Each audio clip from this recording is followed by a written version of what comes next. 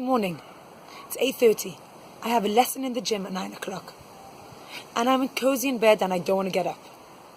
I know that if I get up and I push myself and I'll go to the gym, I'll love it. And I also know that if I stay in bed and I stay asleep for another half an hour, it will feel good for that half an hour, but I'll regret it later. This week's Torah portion, what an incredible story for us to learn from.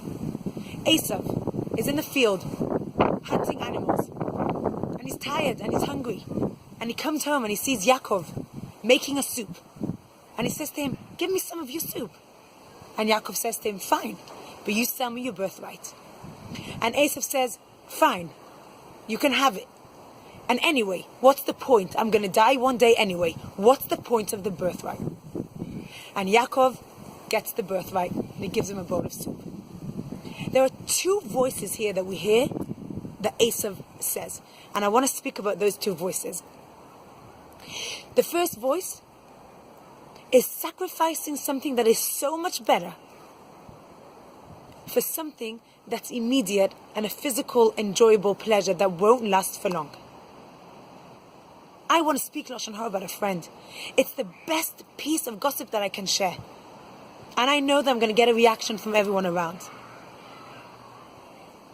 I know that it's the pleasure of this moment. And I know that it's the wrong thing to do. And I still go ahead and I do it because I'm sacrificing the right thing for something that's very small, that's an immediate pleasure. That's the first voice. And we all have it all the time.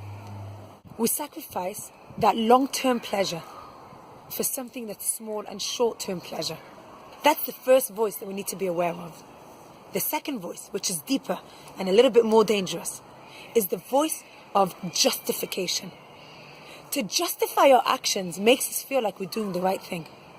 So that justification would be, not only I know in my head that speaking Lashon Hara about a friend of mine is not good, but I want to do it because I get that instant pleasure right now. But then I start justifying to myself why it's okay to say Lashon Hara about her, why it's right to do that. And that's what Esav did.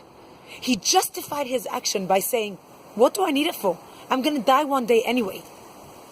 And therefore he sold his birthright, which was a big, valuable, amazing thing to have for a bowl of soup. These are actions that we do all the time, and we need to be aware of those voices in our head. And make sure that when we hear those voices, we know how to answer those voices back. Have a good week.